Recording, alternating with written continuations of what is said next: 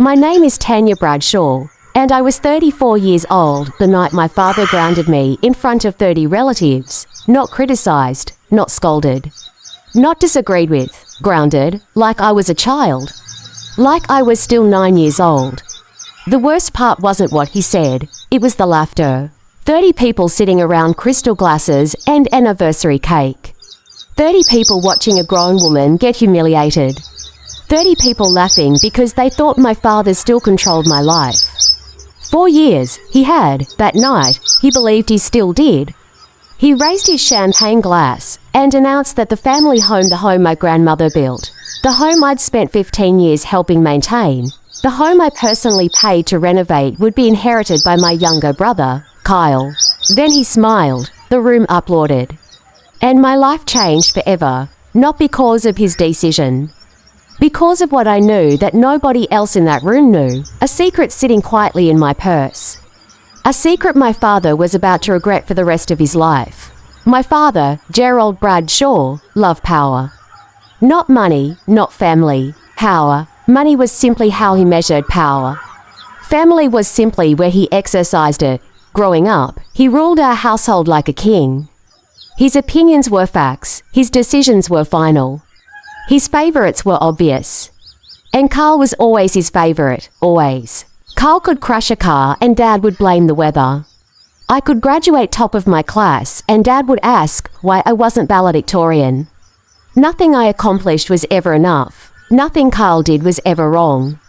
After a while, you stop competing, you just survive. When my mother died unexpectedly 12 years earlier, I became the unofficial caretaker of the family. I handled paperwork, doctor appointments, property taxes, maintenance, repairs, insurance, everything. Meanwhile, Carl lived 3 states away and visited twice a year.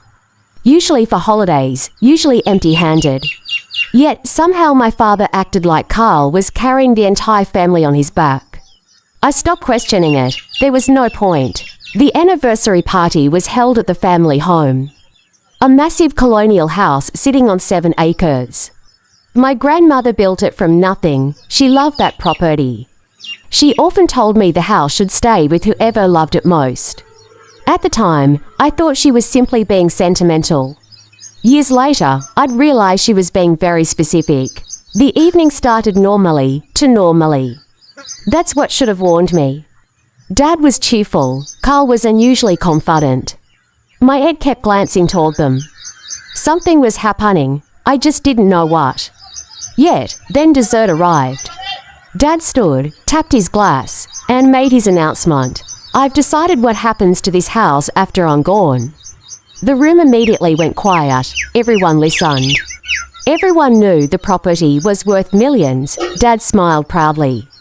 Carl will inherit everything. Applause erupted. Carl grinned. My aunt cheered. Several cousins congratulated him immediately. Then Dad looked directly at me. And that's when things got ugly. Tanya needs to learn that responsibility doesn't automatically earn rewards. The room became silent. Everyone understood exactly who he was talking to. Me, Dad continued. Some people spend too much time thinking they deserve things. A few nervous laughs appeared, then Carl laughed, then others joined. And suddenly 30 relatives were watching me like I was the evening's entertainment. I felt heat rise into my face, not because I was embarrassed. Because I was angry. 12 years of unpaid work. 12 years of loyalty. 12 years of sacrifice. Reduced to a punchline, then I made my mistake. Or what everyone thought was my mistake. I quietly asked one question. Are you sure about that? Dad pointed directly at me. The way he used to when I was a child. Tanya, you're grounded from discussing family business. The room exploded with laughter, actual laughter. Grown adults laughing at a 34-year-old woman. The sound echoed off the walls. To this day, I can still hear it. I didn't cry. I didn't yell. I didn't defend myself. Instead, I said one word, okay. Then I placed my glass on the table. Stood up, and walked upstairs, Everyone assumed I was defeated. Everyone assumed I'd finally accepted my place. Nobody noticed me smiling. Inside my bedroom, I locked the door. Then I opened my purse. Inside sat a manila envelope. The envelope contained copies of documents. Documents my grandmother ordered delivered to me 6 months earlier. Documents I'd spent half a year verifying. Documents that changed everything. Because my father didn't actually own the house, not completely, and he never had. Years earlier, my grandmother established an irrevocable trust. A trust protecting the property from exactly this kind of situation. The trust had conditions. Specific conditions, detailed conditions. And one condition mattered more than all the others. Ownership would transfer to the family member who had actively maintained and managed the property for at least 10 consecutive years. Not the oldest child, not the favorite child. Not whoever Dad chose, the person doing the work. The person paying the bills, the person preserving the property, me. My grandmother knew exactly what would happen after she died. She knew my father, she knew Kyle, and she knew me. Which is why she'd protected the house decades earlier. The trust administrator had already confirmed it. The transfer process was underway, legally, properly, irrevocably. The house wasn't Dad's to give away, it never was. The next morning everything exploded, the trust attorney arrived. Not invited, not expected, but perfectly on schedule. Dad welcomed him confidently. Carl looked excited. Then the attorney began reading. By the time he finished, nobody was smiling. My father's face turned white. Carl looked physically ill. Several relatives stared at me. Others demanded clarification. The attorney provided plenty. The trust was valid, the terms were clear. The property belonged to me, not eventually. Not someday, immediately, effective that week. The silence lasted almost 30 seconds. Nobody moved, nobody spoke. Then my aunt asked the question everyone was thinking. "You mean Tanya owns the house?" The attorney nodded.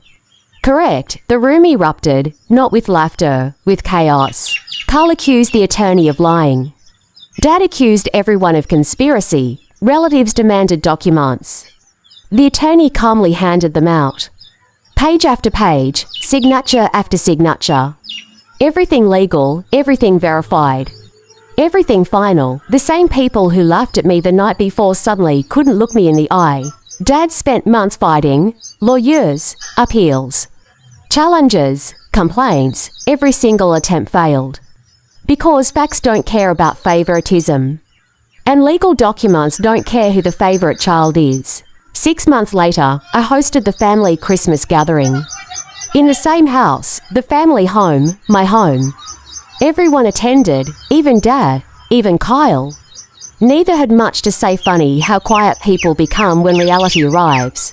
Near the end of the evening, my youngest cousin asked me a question. "Tanya, were you scared when everyone laughed at you?"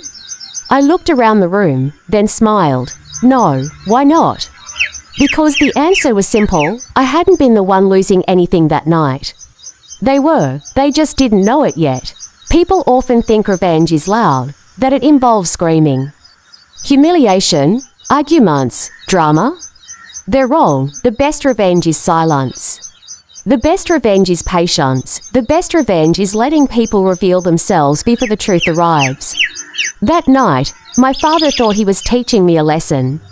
Instead, he taught 30 relatives exactly who he was. And when the truth finally came out, nobody remembered my quiet okay. They remembered his laughter, the laughter that lasted less than a minute, and cost him the family home forever. Because the night my father grounded me at 34 years old, he thought he still had power over me. What he didn't know was that my grandmother had taken that power away years earlier. She just waited until the perfect moment for everyone else to find out.